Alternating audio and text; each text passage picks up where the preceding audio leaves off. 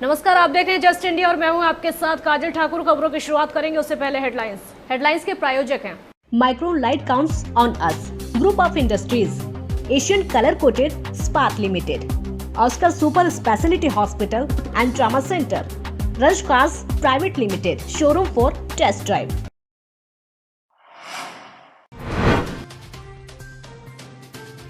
देश में 50,000 हुई संक्रमितों की संख्या। पिछले 24 घंटों में 126 लोगों की मौत। हरियाणा में 550 के करीब पहुंचा आंकड़ा।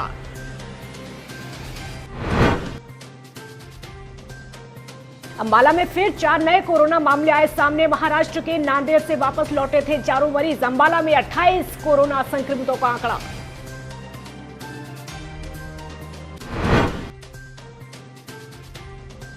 हरियाणा में शराब के ठेकों पर स्टॉक न मिलने से गुस्से में आए अनिल विज। बोले, स्टॉक में कमी पाए जाने पर अधिकारियों पर होगी सख्त कार्रवाई।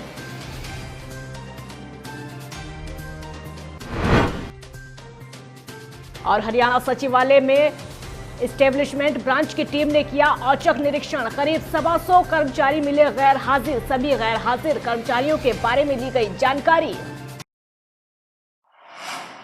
देश में संक्रमित मरीजों की संख्या लगातार बढ़ती जा रही है। पिछले 24 घंटों में 126 लोगों की अब तक मौत हो चुकी है। और आपको ये बता दें कि जानलेवा संक्रमण के तकरीबन 50,000 मामले सामने आ चुके हैं। स्वास्थ्य मंत्रालय के ताजा आंकड़ों के मुताबिक अब तक 49,391 लोग संक्रमित हो चुके हैं और वहीं 1,694 लोगों की मौत हो चुकी है। हालांकि 14,183 लोग ठीक भी हुए हैं।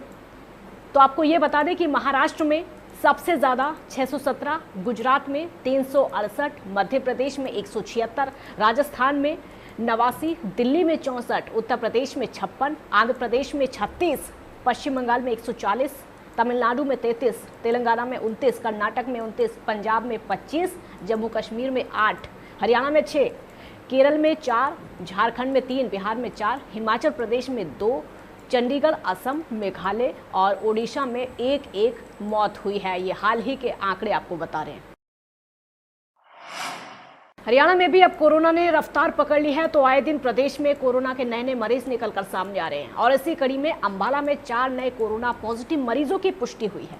ये चारों कोरोना संक्रमित नांदेड़ से लौटे थे और आपको ये बता दें कि श्रद्धालु हैं। अंबाला के सीएमओ ने 4 लोगों के कोरोना संक्रमित होने की पुष्टि की और बताया कि चारों श्रद्धालु पहले दिन क्वारंटाइन किए हुए हैं और इस बार इनके सैंपल दूसरी बार जांच के लिए भेजे गए थे, जिनमें ये पॉजिटिव आए हैं। इससे पहले इन लोगों की रिपोर्ट नेगेटिव आई थी। वहीं अंबाला में फिलहाल 245 लोगों की रिपोर्ट आनी बाकी है, जिस पर स्वास्थ्य विभाग की निगाहें टिकी हुई हैं। अंबाला में 11 श्रद्धालुओं को क्वारंटाइन किया गया है। तो अंबाला में आपको ये भी बता दें कि कोरोना पॉजिटिव की जो संख्या है 28 हो चुकी है। 4 की रिपोर्ट मेरे पास आई है। चारों के चारों पॉजिटिव हैं। ये नारायणगढ़ इलाके के रहने वाले हैं और पहले से इनमें ऐसी पैनिक होने वाली बात वो नहीं है, क्योंकि हमने जिस दिन आए थे उसी दिन हमने इनको फैसिलिटी क्वारंटाइन यानी फैसिलिटी क्वारंटाइन कर दिया था। हमने इनको एक अलग से धर्मशाला में रखा हुआ है और इनसे बाकी लोगों को संक्रमित होने का कोई खतरा नहीं है। लगभग 24 घंटे में 445 सैंपल भेजे हैं। उनमें से 200 की रिपोर्ट आ चुकी है। 4 नांदेड़ साहब से आए थे, वो पॉजिटिव आए हैं। बाकी 245 रिपोर्ट आनी अभी बाकी। हरियाणा में शराब के ठेकों के खुलने के बाद बहुत से लोगों को मायूस होकर घर वापस लौटना पड़ा है, क्योंकि ठेकों में शराब का स्टॉक है नहीं, खत्म हो चुका है, जिससे शराब का शौक रखने वाले लोगों के साथ साथ शराब को भी धक्का लगा है। और आपको ये बता दें, इसके बाद से प्रदेश के गृह मंत्री अनिल विज का कहना है कि ठेकों में स्टॉक की कमी होने का मतलब है कि लॉकडाउन के दौरान अवैध तरीके से शराब बेची गई है और इसमें अधिकारियों की मिलीभगत होना तय है। विज ने साफ साफ लफ्जों में कहा है कि जो भी अधिकारी इसमें दोषी पाया गया है उसके खिलाफ सख्त से सख्त कार्रवाई होगी। और आपको ये भी बता दें कि लॉकडाउन में आर्थिक रूप से आई कमी के बाद से अंदाजा लगाया जा रहा है कि दिल्ली, यूपी और बाकी राज्यों की तरह खूब पैसा कमाया जाएगा। लेकिन हरियाणा में ठेके बंद होने का लोगों पर कोई असर नहीं दिखाई दे रहा है और जिसको पीनी थी वो तो लॉकडाउन में भी पी गया। हर तरीके से वहाँ ठेके खुले और ठेके नहीं खुले तो चोरी से शराब ले जाई गई। आपको ये भी बता दें कि जिस तरीके से लगातार मामला चल रहा है, प्रदेश के गृह मंत्री बहुत गुस्से में। हरियाणा सचिवालय में कर्मचारियों की मौजूदगी को लेकर औचक निरीक्षण किया गया। सरकार के निर्देश पर एस्टेब्लिशमेंट ब्रांच की कई टीमों ने सचिवालय के सभी तलों पर स्थित विभागों की सभी शाखाओं में औचक निरीक्षण किया। इस दौरान कर्मचारियों की हाजिरी रजिस्टर जो था उसको चेक किया गया तो तकरीबन 125 कर्मचारी गैर हाजिर पाए गए, जिस पर इन कर्मचारियों की जो रजिस्ट्री थी वहां पर अनुपस्थित पाई गई। वहीं इस कार्रवाई को लेकर हरियाणा सचिवालय में जबरदस्त हड़कंप मचा हुआ है। कई शाखाओं में कर्मचारियों ने तुरंत फोन करके अपने अपने साथियों को जल्द से जल्द ड्यूटी पर पहुंचने को कहा। फिलहाल कार्यालय अधीक्षकों से हाजिरी रजिस्टर कब्जे में लेकर एक एक व्यक्ति की हाजिरी चेक करनी शुरू कर दी है। और आपको ये भी बता दें कि मंत्रियों के साथ रहने वाले स्टाफ को छोड़कर कई शाखाओं में तकरीबन 459 कर्मचारियों की हाजिरी चेक की गई, जिसमें तकरीबन 325 कर्मचारी ही उपस्थित मिले। जो कर्मचारी गैर हाजिर पाए गए फिलहाल उनकी अनुपस्थिति दर्ज की गई है। तो कोरोना वायरस से बचाव के चलते जगह जगह वाहनों की चेकिंग की जा रही ताकि लॉकडाउन में बने नियमों का उल्लंघन ना हो सके। और इसी कड़ी में दिल्ली गुरुग्राम बॉर्डर पर पुलिस कर्मियों ने वाहनों की जांच की। आपको ये भी बता दें कि व्यक्तिगत, अंतर्राज्यीय और अंतर जिला आवाजाही को गुरुग्राम में पूरी तरीके से बंद कर दिया है, जिसमें मध्यस्थ पुलिस और डॉक्टर भी शामिल हैं। दुकानदारों द्वारा टाइम टेबल से पहले दुकानें खोलने को लेकर डीएसपी सुभाष चंद्र दलबल के साथ रतिया पहुंच गए, जहां उन्होंने टोहाना रोड, बुरलाना रोड, शहर के मेन बाजार में पैदल मार्च निकाला। जिला उपायुक्त ने दुकानदारों को दुकानें खोलने का जो समय दिया है वो सुबह 10 बजे से 5 बजे तक का दिया है, क्योंकि ये निर्धारित समय है जिसके निर्देश भी दे दिए गए हैं। डीएसपी का कहना है कि रतिया में समय से पहले दुकानें खोलने और नियमों की पालना न करने पर सख्त कानूनी कार्रवाई होगी। और वही एसपी का कहना है कि अगर शहर में कहीं भी नाकों की जरूरत पड़ती है तो नाके भी लगा दिए जाएंगे। दुकानदारों से अपील की है कि एक तो ये दुकानदार भाई है अपना सामान बाहर बढ़ा के ना रखे, और साथ में जो है ना ये मार्किंग जो दुकानों के आगे लगाई गई है सोशल डिस्टेंसिंग मेंटेन रखने के लिए, तो इन मार्किंग के ऊपर ही कस्टमर को जो है ना सामाजिक दूरी बनाए रखते हैं तो उसके बाद में सामान सर तो एक सरकार की तरफ दुकानदार को हर रजिस्टर मेंटेन करना होगा और कस्टमर का नाम लिखना होगा, इसको लेकर दुकानदार कहाँ तक? हाँ, दुकानदारों को से ये भी जो है ना समझाया गया है, ये भी अपील की गई दुकानदारों को भी पता है दुकानदार अपना जो है ना एक रजिस्टर मेंटेन रखे, उसमें कस्टमर जो भी आता है उसका नाम, नंबर, एड्रेस दर्ज करे।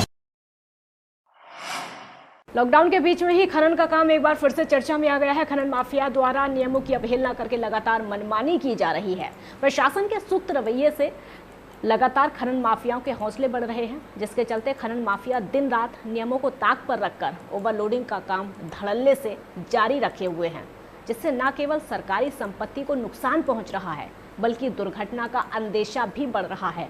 स्थानीय लोगों ने इस पूरे प्रकरण के लिए खनन माफियाओं को प्रशासनिक संरक्षण दिए जाने के गंभीर आरोप लगाए हैं। देखिएगा, ओवरलोड बिल्कुल अपनी चरम सीमा पर है और ओवरलोड मिलीभगत अधिकारियों के मिलने से इन खनन माफिया के साथ ही चल रहा है। पता सबको है, कुछ लोग कह देते हैं, कुछ कहते नहीं। मैं आपको बताना चाहूँगा कि हमारे क्षेत्र में बहुत सारे ओवरलोड को निकालने के ग्रुप बने हुए हैं। अधिकारियों को इस बात का पूर्ण इल्म है। कभी भी किसी ग्रुप के ऊपर इन्होंने सीधे तौर से कोई कार्रवाई नहीं की, क्योंकि बिना अधिकारियों की मिलीभगत के, मैं फिर एक बार कह रहा हूं कि ओवरलोड वाहन चल ही नहीं सकते। ओवरलोडिंग की है। ओवरलोडिंग के बारे में मैंने उनको मीटिंग में भी ये अवगत कराया कि हमारे पास इस तरह की शिकायत आ रही हैं और ये रियायतों को ध्यान में रखे वो अपनी जिम्मेवारी को समझे। परंतु शिकायतों की जो तीव्रता है उसको देखते हुए अब हम कार्रवाई करेंगे। जो भी ओवरलोडिंग से रिलेटेड जो शिकायत आएगी, मैंने अपने कंसर्न ऑफिसर्स को और एसएचओ साहिबान को भी सबको बोला है कि आप ओवरलोडिंग के चालान कीजिए। पानीपत में स्थित साई कॉलोनी में 23 साल ऑटो चालक को 3 युवकों ने अब इतनी बुरी तरीके से पीटा कि उसकी मौत हो गई। आपको बता दें, जो युवक था वो 23 साल का था। मृतक के भाई ने बताया है कि उसका छोटा भाई ब्रजेश घर के बाहर बैठा हुआ था और तभी पंकज नाम का एक युवक उसके पास आया और दोनों के बीच में कहासुनी हो गई। बात इतनी ज़्यादा बढ़ गई कि आरोपी पंकज ने फ़ोन करके अपने 2 साथियों को वहाँ बुला लिया और ब्रजेश के साथ जमकर मारपीट की, फिर मौके से फरार हो गया। स्थानीय लोगों ने युवक को गंभीर हालत में अस्पताल में भर्ती कराया, लेकिन तब तक उसकी मौत हो चुकी थी। मामले की सूचना पर पुलिस मौके पर पहुंची, पीड़ित के बयान लिए गए, उसके बाद केस दर्ज किया गया। फिलहाल आरोपियों की तलाश शुरू कर दी है। 5 बज रहा था, झगड़ा नहीं हुआ था। अपना घर के पास टेम्पू था हमारे, उसी पर एक लड़का बुला लिया, हमारे लड़का के दुमाला पर बैठा था, वहाँ से बुला लिया, टेम्पू पर लड़का मेरा बैठ गया। एक लड़का उसका पड़ोस वाला आया, वो पहले पता नहीं क्या क्या बात बोला नहीं बोला, तब वो छोरा पंकज जो मर्डर करा है उसको बुला लिया। हाँ, उसका हमारे लड़का पूछा किस प्रकार से ये ऊर्जा गेट साई कॉलोनी से फोन आया था, वही वहाँ पर कोई लड़ाई झगड़ा में किसी का मर्डर हो गया, ब्रजेश नाम का लड़का जिसका मर्डर हुआ। अभी कोई कंप्लेन नहीं दी गई, अभी तो पहुँचे हैं मौका पे, देखा है जीएस में पहुँचे बॉडी देखी। अभी तो दरखास्त लेंगे, दरखास्त के बाद मदद कार्रवाई करेंगे।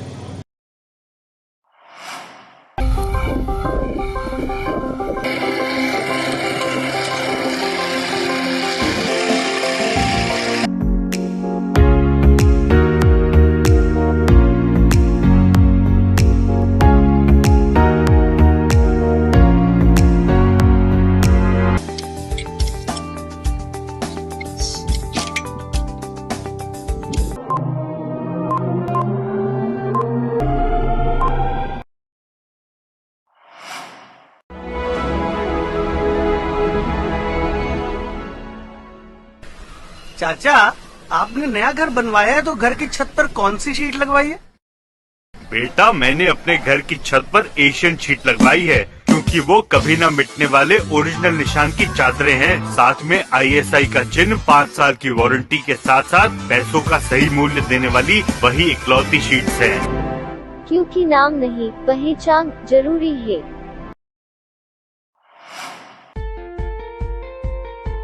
Be Fast Fit, India's fastest growing fitness chain, now at Rohtak D Park and biggest fitness club. Services like cardio, full strength and free weight stations, CrossFit, group classes, aerobics, yoga, Tabata training, high intensity training with professional trainers, steam bath and sauna bath. Be Fast Fit, be the best of yourself. Right to addition reserve.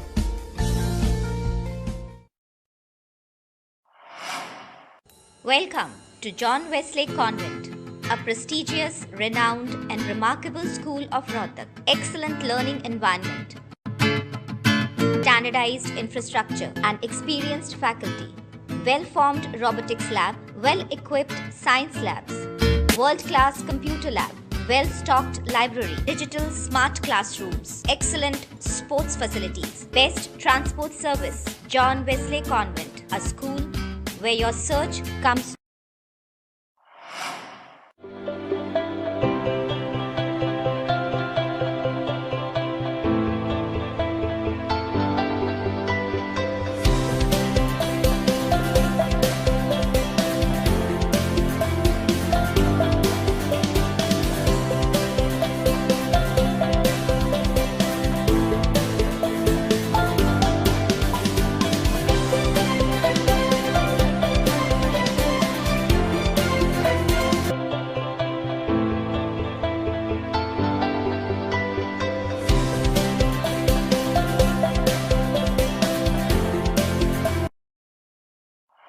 खबरों में फिलहाल इतना ही। देखते रहिए just India. नमस्कार।